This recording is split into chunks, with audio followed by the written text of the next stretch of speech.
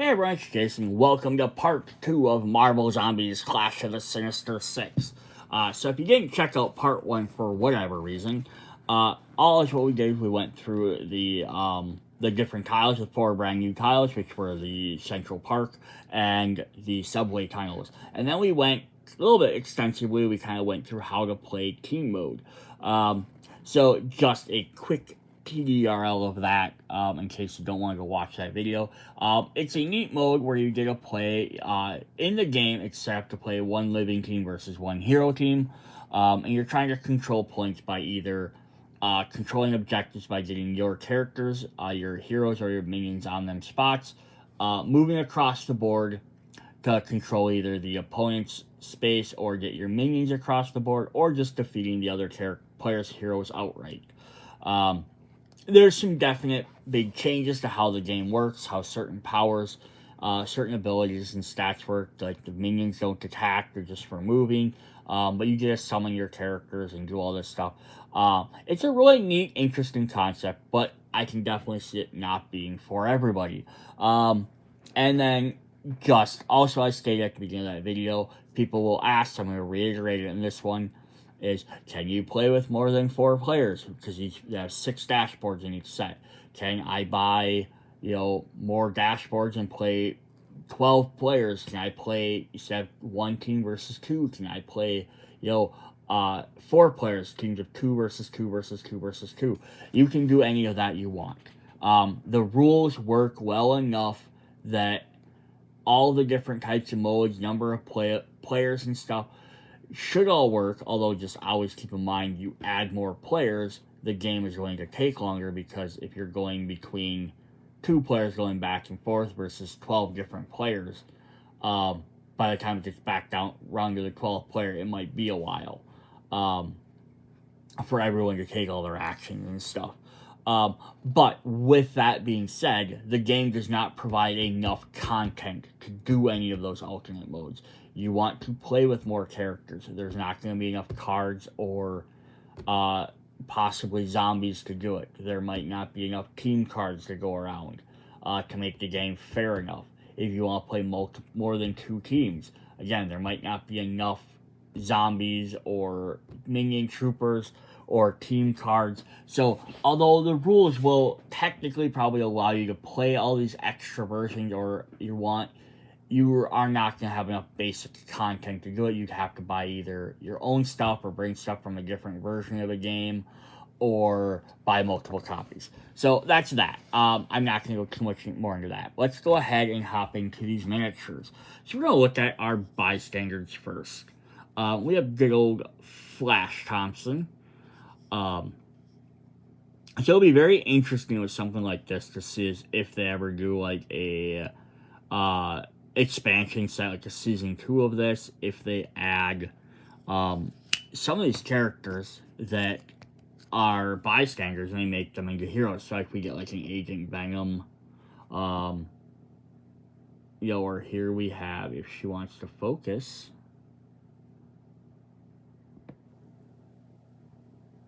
we have Gwen Stacy. So that's pretty cool as well. But like, yeah, I think, it becomes Spider-Gwen or Ghost Spider. Although this is, I presume, is supposed to be the regular Marvel 616 version. Why won't you focus on her?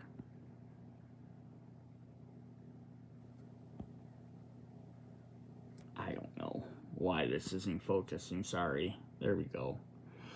Yeah, so I know they did make player cards for, like, Wong and Coulson, Agent Coulson. It says bystanders that can be used, so you could definitely do stuff like that for, like, Nick Fury, Maria Hill, some of the combat-oriented characters. But I'd be also just curious if they ever made, like, alternate versions of some of these characters, what would happen there. So we're going to go ahead and jump in and look at their 2 cards for each mode before we get into there. So if you are a hero trying to rescue her, or if you're a zombie trying to eat her, because usually these cards are pretty much back and forth, we have 4 heroes. Each time you draw a hero trait, gain 1 power, or each time you draw a zombie trait, increase or decrease your hunger. So a little bit more flexibility, I guess, with the the zombie one. But yeah, that's pretty cool. Extra power, neat abilities. And then with Flash, good old Flash Thompson, we get... Oh, I put him on the wrong direction. Let's do it that way. Each time a rush or extra activation card spawns, you resolve it, you may perform one free move action. So this is really neat. These effects are always kind of cool, but if you can get them early on and you can have them useful for a long time, great. You draw these or you rescue this bystander towards the end of the game, you might not run into any more extra spawn cards. Again, it's only spawn cards. It's not just if it's some other effect causes an extra activation. But then again, every time you open up doors and stuff, you have more chances of drawing these as opposed to just being during the spawn phase. Alright. We are going to hop into our zombies. I like looking at the zombies first because that's how the game was originally designed. So here we have good old Otto Octavius. Doc Ock. Dr. Octopus. This is definitely cool. It's neat where, like, the limbs are carrying his zombified corpse. You know, like, he probably generally might travel like this as well, like, sometimes. But here it's literally, like, the arms are like, no, we're not dead. Just his body's dead. And they're kind of carrying him around, so it's pretty cool. Alright, zoom back out just a little there. So he has tentacles, range attack of up to 1, 3 and 4 for his dice and accuracy, undead intellect. During your turn, you or another zombie hero within 2 range may draw 1 zombie trait. Cool. The extra zombie traits whenever you need them. Tentacle grab. During your turn, you may select 1 zone within 1 range and move 1 enemy or bystander from that zone into your zone. Then perform 1 free devour attack targeting them. Oh, so that's pretty cool. So you can get like a grab someone from a space away and get free devouring attacks. And then lashing fury. Each time you attack with tentacles, you may also deal the same number of hits scored to another zone within 1 range. Oh, that's fun too. So every time you hit someone, you automatically do it to another zone as well. So he can hit multiple zones, pull guys towards them, as well as keep zombie traits around, which gets him some good flexibility. Very, very cool. Gets him some nice options there. Alright, our next Sinister 6 member is good old Max Dillon, the Electro. I hate this. It doesn't like zoom right or focus right. There we go. Yeah, so he's sitting on like a downed electrical tower, which is really neat. It's kind of got that like pointing effect, like I'm coming towards you. You know, it'd been neat if they would have had some sort of electrical discharge or something off of him. But I get why they didn't do a lot. They don't do a lot of special effects off of the characters. But yeah, it's still kind of got like his one head antenna is still kind of hanging off there. Definitely neat. Alright, what does Electro do? Electric bolts ranged up to 1 with 2 and 3. Arcing bolt. Each time you attack with electric bolts, you may automatically eliminate 1 trooper or special within 1 range. Nice. Free character elimination. Discharge blast. When targeting your zone with electric bolts, you may increase hunger to roll 1 die for each enemy there, ignoring superheroes for this attack. Nice. You increase your die to do 1 extra one, plus you get automatically eliminate troopers and specialists, ignoring supers. So he's going to be all about taking out the big, little tiny guys. And then electric travel. Once during your turn, you may eliminate 1 trooper, guard, or specialist in your zone. Then move up to 3 zones, ignoring enemies, and eliminate 1 trooper, guard, or specialist in your zone. Awesome. He doesn't have any like super badass attacks or anything, but he's going to be taking out the minions very quickly and very often, which is not a bad thing to have. Let him focus on the little guys. We'll let one of the heavier hitters deal with the heroes. Yeah, that's actually a pretty cool concept for a figure. All right, we get the other. I don't know if he's ever really been part of the Sinister Six, but we have Norman Osborn, the Green Goblin. So there he is. He's on his crashed glider. You know, he's a zombie. He forgot how to fly. He's got some shrapnel coming out of his back or his shoulder, plus his little knapsack. Yeah. Put him in Central Park where we had our downed thing. So he's also a ranged character, so we have another ranged character in here of one range with 3 and 4. Goblin Glider. Once during your turn, you may increase your hunger when moving to move +1 zone, ignoring enemies. So he's going to get around the board very quickly. Bomb Barrage. Once during your turn, after attacking with Pumpkin Bomb, you may immediately perform a free Pumpkin Bomb attack. Double range. Great. And Bombing Run. Gain 1 free move action. Each time you perform a move action, you may limit 1 trooper, guard, or specialist in each zone you begin in, move through, or end in. Cool. So yeah, he's going to be very helpful for taking out a lot of minions as well.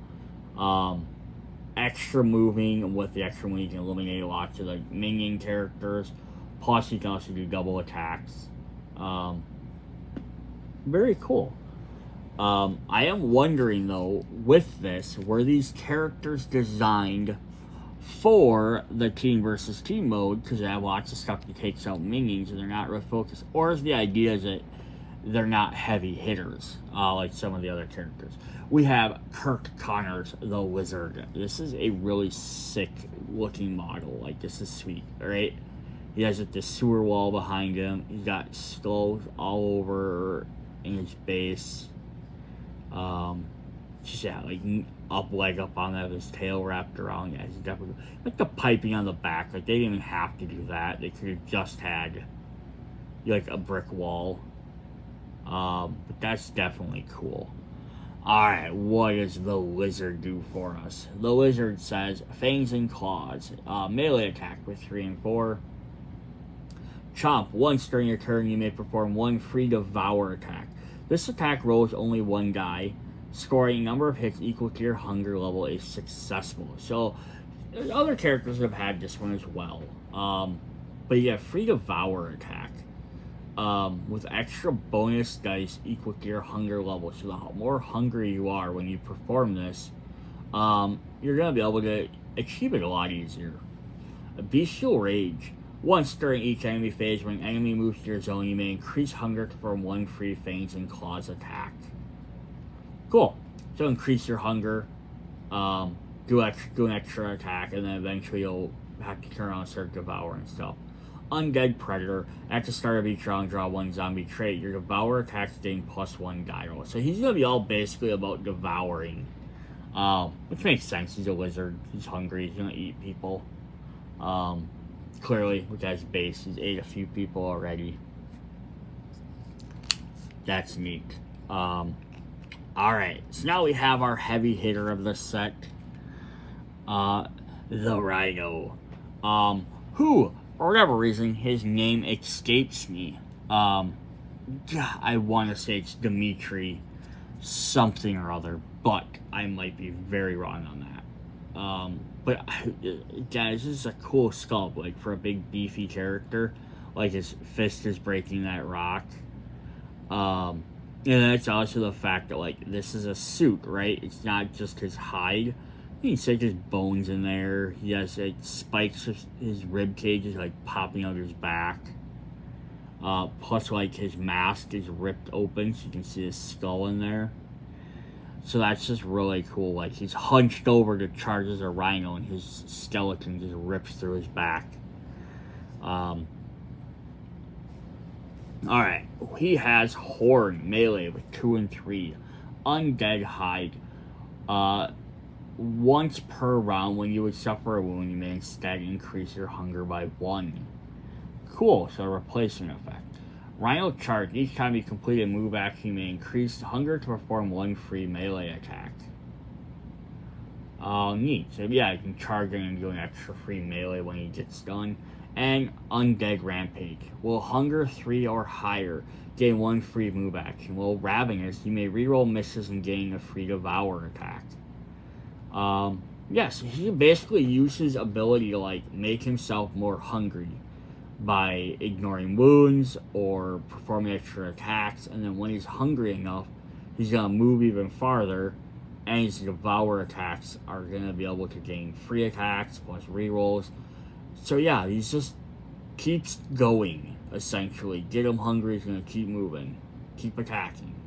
Cool, very neat. And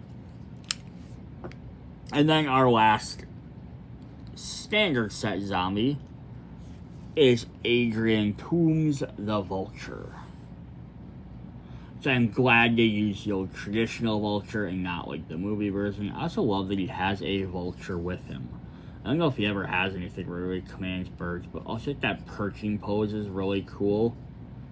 Like, yeah, they kind of like splayed out like he was flying, but he's perching like a vulture, which is really very symbolic. Alright, Wing Slash melee for 2 and 3. Power Sapper. Once during your turn, when you eliminate a guard or superhero, you may perform 1 free action. So he's going to attack the big dogs. Take Flight. Once during your turn, when you perform a move action, you may move up to 3 zones, ignoring enemies. There's a lot of movement with these characters. You guys are getting around the board. Snatch Prey. After performing a move action, you may perform 1 free Devour action. Attack target a bystander enemy in a zone you begin with, move through, or end in. Cool. So while he's moving, he can perform free Devour attacks and stuff. And then also he can move extra with his Take Flight. And then he can also use Power Sapper. If he gets rid of a guy, then he gains extra free actions. So you can keep moving then, right? Move, devour guys. Move, devour guys. Move, devour guys. Right? And then Power Sapper, if you deal with the bigger guys, you can keep doing it over and over. So he's going to definitely just be flying around the board. Very, very cool. Alright, we got heroes up next. Alright, so our first hero up is Felicia Hardy, the Black Cat.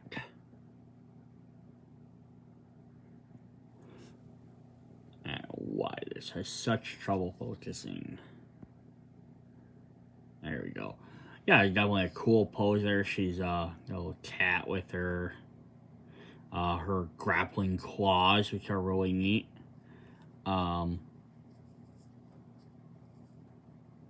She's tied up to this post, so she's swinging around on that post, which is really neat idea, aesthetic.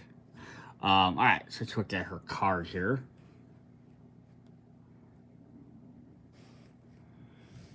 Alright, so she has martial arts, melee attack with 3 and 4. Bad luck once per enemy phase. When enemies in a zone of your choice within range 1 would activate, you may spend 1 power. If you do, before they activate, roll 3 dice. For each +4 dealt hit, for each +4, deal 1 hit to an enemy that zone ignoring target priority. Cool, so guys near you can spend 1 to basically attempt to roll 3 dice, which is essentially your attack. And if you hit 4+, which again is your attack, you deal 1 hit to an enemy in that zone ignoring target priority. So yeah, you might be able to, with 3 dice, you might be able to take out a hero version, but that's only if they're on the lower end. Otherwise, you can take out some of the other guys. Pretty cool. Gives you a little bit range, gives her essentially a ranged attack. Then she has Grappling Hook. When performing a move action, you may spend 1 power to move 1 zone. Once during your turn, you may perform 1 free move action ignoring enemies.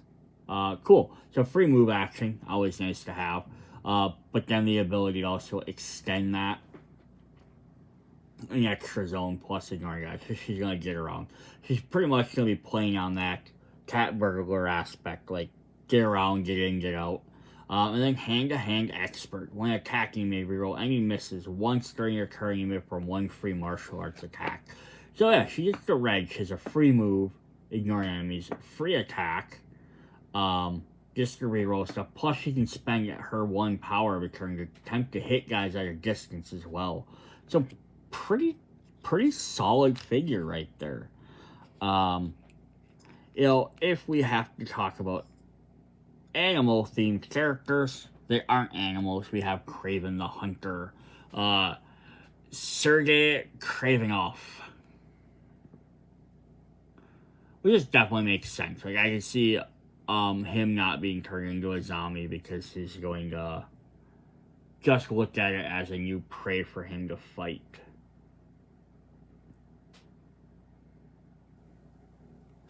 Yeah, this giant spear there. It looks like there's some rope hanging off of there. Why won't you focus? There we go. Tufted collar, little tree branch. I think they could have added something else a little bit more for him. On his base, make it look a little bit cooler, but not bad at all, I guess. I get like the head pose, like when you see the picture.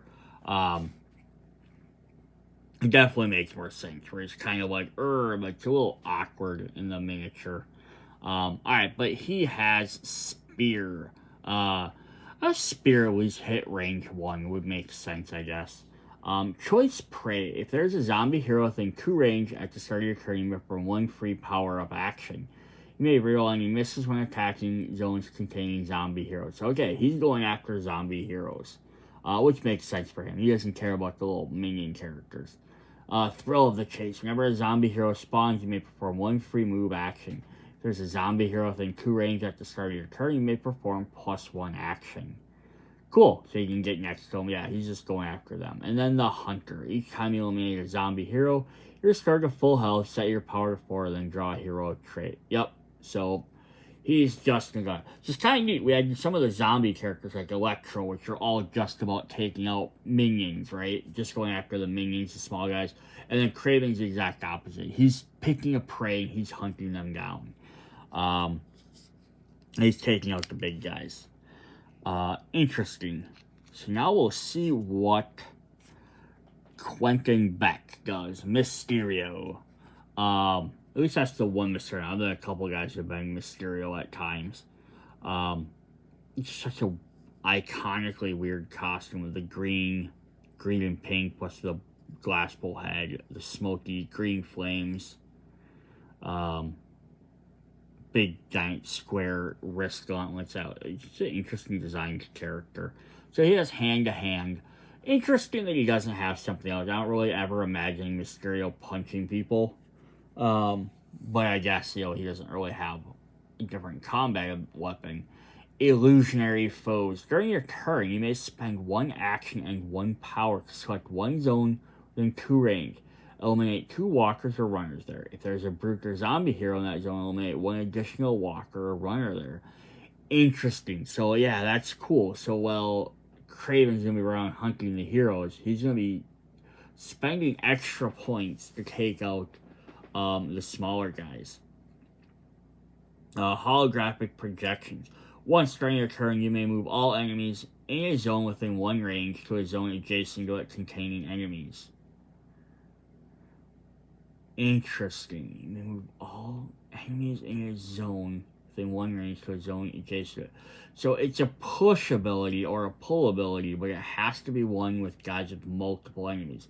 So this could work really well with, like, his illusionary foes, right? I started thinking, why would you ever want to do that? But yeah, if you could push your walkers or runners into the zone with brutes and zombies, heroes, they could take out an additional one, right? Or I'm sure if there's any other characters that can do, like, multiple damage to guys, this could be pretty cool. At the start of your turn, you may be placed in any zone within line of sight containing a superhero bystander. Interesting. essentially infinite move. As long as he can see someone, he can move them. He can get your bystanders. It's going to be your guy. He's going to take out the small fries while rescuing bystanders. That's neat. Interesting. Alright, then we have the Sandman, Flint Marco. This is just a neat sculpt as well. The texture on the sand, like all the way from the base going up into his legs, helping to form the hammer in his fist. Plus just the big giant fist where it starts cracking. And his head smaller could just kind of like be like, oh, he's just bulking up. Interesting. Now I wish they had Hydro Man, so then we could make Mudman. Real characters. Sandfist, melee with 2 to 3. Body manipulation. Once during your turn when attacking with Sandfist, you may spend 1 power to gain one of the following effects, or 2 power to gain both. 1 range or enemies suffer -1 toughness. That's cool. So yeah, do you want to attack at a range, or do you want to do stronger attacks essentially? If you're fighting a bunch of walkers or runners who only have 1 toughness, so this doesn't matter. Just choose the range. That's cool. In orange, we have I am made of sand. Each time you would suffer a wound, you may spend 1 power on roll a dice. On 3+, prevent that wound. It's not infinite by any means, not automatic, but a very good chance of always ignoring 1 roll. Then Giant Slam. During your turn when attacking with Sandfist, if there's a zombie hero in that zone, roll +3 dice, assigning hits to a single enemy. Otherwise, roll 1 die for each enemy in that zone. So if it's a zombie hero, you roll 3 dice, assigning hits to a single enemy. So if he gets into a zombie, he gets to roll +3 dice. Now he gets to roll 5 dice instead. Or if there's not a zombie hero, he gets to roll 1 dice for each enemy. So this is kind of neat because it makes him, like, we had some guys that want to take out minions, some guys that want to take out heroes. He's kind of like right in the middle. Like, he can hit guys at a distance or he can weaken them. Plus, he can attack in like extra damage versus a hero, or you can spread a lot of damage out to minions. That's pretty fun. You get like a little hit of both. Alright, we have good old Mac Garden, the Scorpion. Yeah, well, his tail is supposed to look like he's maybe bashing that up, which is really neat. Like, you can kind of see it, like, going up on his tail there. Like, he just ripped that ground out. It's like a very superhero-y menacing pose. You know, like, it's kind of like, it's just a very iconic costume, too. So we have Scorpion's Tail, range, 3 and 4. Impale. Once during your turn, you may spend 1 power to automatically eliminate a walker or runner within 1 range, or spend 2 to eliminate a brute. Nice. So just spend your energy to eliminate guys you don't want to deal with like a single power strike. Tail Sweep. When attacking with Scorpion's Tail, you may spend 1 power to roll +1 die for each enemy in target zone, ignoring zombie heroes. So yeah, he's gonna try and take out a bunch of the minor guys. And Scorpion's Fury. Once during your turn, you may pour 1 free power-up action or attack. Ooh, a free power-up every turn? So you could basically gain 3 power every turn, which means you could easily spend extra die to do extra damage for Tail Sweep, or you can impale a brute every turn if you needed to. That's pretty good. Very good, actually. Alright. Our last base game character is none other than Eddie Brock, the Venom. We are Venom. Not terribly exciting base or anything, but it's Venom. He's big and he's menacing. He doesn't need a special base. He can't really see it, but Spider-Man's mask is supposed to be like at his feet. But yeah, there's tongue out. He's raring and ready to go. Classic Venom, yes, like there's his mask down there. Rending Claws. Melee for 2 and 3. Symbiotic Enhancement. Once during your turn, enemies suffer -1 toughness against your Rending Claws, minimum to 1. During each end phase, gain 1 health. Wow. That's just crazy. So, don't even have to like spend energy to choose it, like you do with Sandman and he always heals. He's your tank for the game. He's just getting in there and doing it. Tendril Lash. When attacking with Rending Claws, you may spend 1 to gain +2 range. After attacking, you may move 1 superhero, bystander, enemy, and targeting zone to your zone. That's cool. So bring a guy to you, bystander to you, or bring an enemy right to you so you can start fighting them right away. That's fun. And then Dangerous Things. Each time an enemy spawns within range of 2 before any rush, you may spend 1 power from 1 free attack and 1 free move in any order. Neat. So yeah, guys do spawn near him. He can go ahead and do some extra stuff. So yeah, he can get right in the thick of stuff, definitely. And it's like opens up a building, all of a sudden a guy spawns 1 space away from him, right? Boom, just jump in, attack them for a free action. Or be like, no, and then leave the building. Definitely fun. Alright, so we're going to look at their character cards. If you had to fight against them, what are they going to do to you? If we are fighting against Zombie Ock. Can attack from 1 zone away. Superheroes within 1 range must spend 1 extra action to move. Oh, that is mean. We have Electro. Can attack from 1 zone away. Dealing 1 wound to each superhero in the zone. Any superhero wounded by him loses 1 power. Green Goblin. Each time a rush or extra activation card is drawn, all superheroes within 1 range suffer 1 wound. The Lizard. When he deals a wound to a superhero, roll a die. On 5, the superhero suffers 2 wounds instead. Ooh, critical bite. The Rhino. When he enters a zone with a superhero, roll a die. On a +4, all superheroes in that zone suffer 1 wound. And the Vulture. When he activates, all superheroes within 1 range lose 1 power. This affects more than 1 superhero. Vulture performs 1 action. So cool. These guys all like target superheroes specifically. Like obviously that's who they're fighting against, but they're not just like do extra range or do this, or if a trooper or obviously you don't have troopers, but like if something else gets in your way, right? They're just like, nope. They're just like straight up like, you're a superhero, we're taking you out.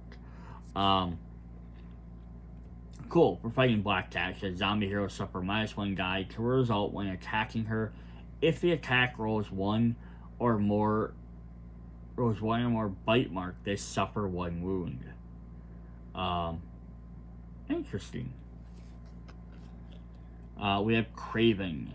When moving and attacking, he exclusively targets zombie heroes with the most XP. If that hero activates within 2 range, they lose 1 action. Mysterio. Zombie heroes must spend +1 action whenever they attack his zone. Makes them hard to hit. Sandman ignores walls when moving. What? Does not trigger spawns when entering close building. Does not lower hunger when devoured. Because you can't eat sand.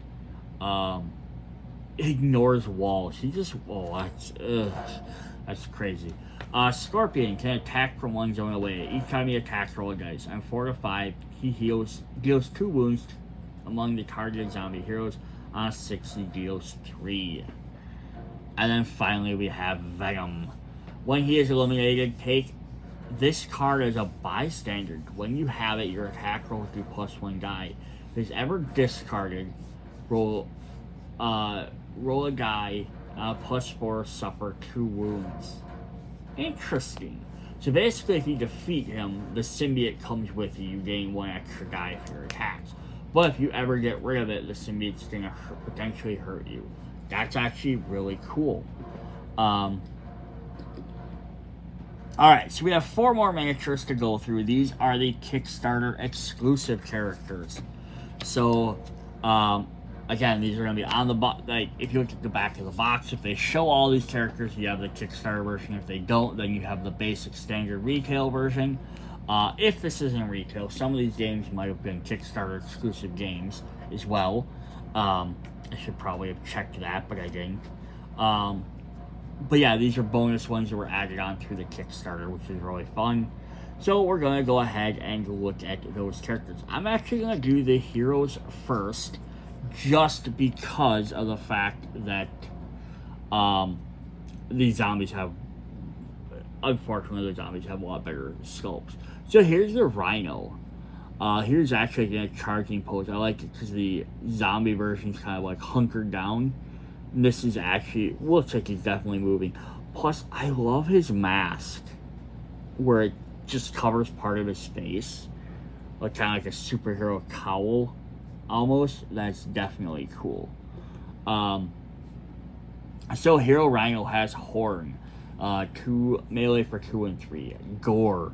Once during your turn, you may spend up to 2 power. For each power spent, deal 1 hit to 1 enemy in your zone. Both may be allocated to the same enemy.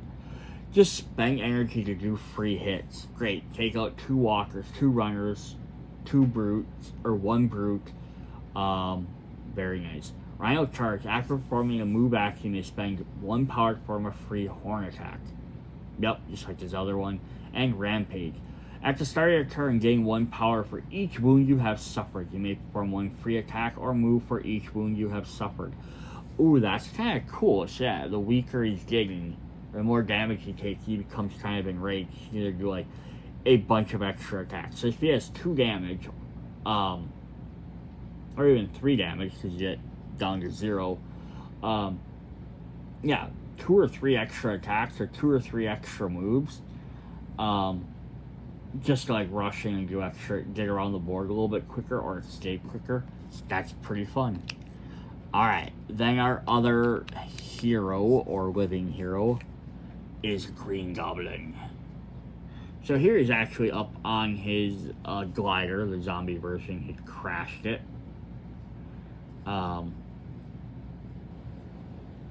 Which I always find fun. Like, just the different ways the zombies and living characters kind of are different than each other. So we have Pumpkin Bomb, range for 3 and 4. Goblin Glider. Once during your turn, you may spend 1 power when moving to move 1 zone, ignoring enemies. So I think the other one had the same abilities. Bomb Barrage. Once during your turn, after attacking the Pumpkin Bomb, immediately perform a free Pumpkin Bomb. I think that's the same. But he also has Enhanced Goblin Serum. At the start of your turn, draw 1 heroic trait. Then heal 1 wound or perform 1 free power-up action. Cool. Extra power-up actions are always good. Healing is always definitely good. I wish though his power-up though, he had something, one of his other abilities let him spend more power. That would have been definitely cool. But yeah, very, very solid, basic-ish character. Alright, we are going to get into some crazy looking sculpts now. Whoops. We have Zombie Venom. Look at this artwork. So this is the zombie kind of like somewhat, or the Venom symbiote somewhat necrorized. But there's Eddie Brock in the middle, like a full-on zombie. There is his miniature. I like how the zombie virus is like affecting the symbiote, but it's also kind of like it doesn't really want to be part of his host anymore. But it's got like the little veins up in here, and inside you can see some of that where, yeah, it's becoming infected because it's a living thing, but it's also kind of like, I don't want this guy on me anymore. Alright, so he has Rending Claws, melee for 2 and 3, Symbiotic Control. Try and keep him in view a little bit. Once during your turn, Enemies suffer -1 toughness against their Ranging Claws. While Ravenous, you may suffer 1 wound to perform actions as usual. So basically, he can override your zombiness to do extra damage. A new host. Once during your turn, you may perform 1 free devour attack against a target with 2 range. If they're eliminated, move into their zone, ignoring enemies. Interesting. So yeah, if you devour someone, you get to keep moving into their zone. Kind of cool. And then Danger Sense. Each time an enemy spawns within 2 range, before any rush, you may increase your hunger from 1 free attack and move action in any order. Neat. It's very cool. Very interesting idea. I wish New Host did something a little bit different. It sounds like it should do more than it does. Alright, then our final one is Mysterio. His brains are leaking out of his skull. So I don't know how that works. It's like he just has a brain inside there. He doesn't have a face or anything. But this miniature is epic. So you can see his brain hanging out of his glass bowl. Plus his eye, a big giant smoking with a zombie hang below it. Massive illusion. It's like the backside where it's like just smoke coming out of that zombie hang. That's definitely cool. Alright, and what does he do for us? He has hang to hang again. Illusionary enemy. Once during your turn, you may spend 1 action. Increase your hunger to select an enemy within 1 range. That enemy suffers 1 hit for each other enemy in their zone. So this is cool, because he gets to do a bunch of extra damage. But it's for every enemy in there, so the more guys there, the more damage he gets to do. Holographic projections. Once during your turn, you may move all enemies in a zone with range 1 to an enemy containing adjacent enemies. So again, this works like his other one. If he can move guys together, his top ability does a lot more damage. And then Disappearing Act. At the start of your turn, you can be placed in any zone in line of sight containing a zombie hero. So very much like his living version, just a little bit of differences. Pretty cool. Alright, then what if we need to fight these particular guys? If we want to fight Hero Rhino, if he enters a zone with a zombie hero, they suffer 1 wound. Whenever a rush spawn card is drawn, he moves 1 zone. And then Green Goblin. Instead of attacking, he deals 1 wound to each zombie hero in a zone, then moves away. Ha! He throws a bomb at you and then runs. Venom. When he is eliminated, 1 superhero in the zone suffers 1 wound. And Mysterio. Whenever he would be eliminated on a roll of die on 5+, he is not eliminated, place him in a adjacent zone instead. Ooh, that's fun. Makes him hard to kill. That's definitely cool. Alright, so there we have it. We have Marvel Zombicide Clash of the Sinister Six. So yeah, definitely some really cool characters in this set. Lots of villains. It's always fun to get more villains versus just the heroes to play as. Because obviously the zombie apocalypse, the villains are probably going to be like, okay, it's die or join the heroes. Plus the alternate versions of each are really cool. The team mode, interesting, very interesting concept. Again, I had some personal issues with it. It's not going to be for everybody. I can definitely see it being a fun mode. I personally will probably just tweak some stuff on it. Maybe hopefully after I get all the unboxings for this game, guys, maybe do like a video trying some of them at one point. But until then, see you guys later. Bye.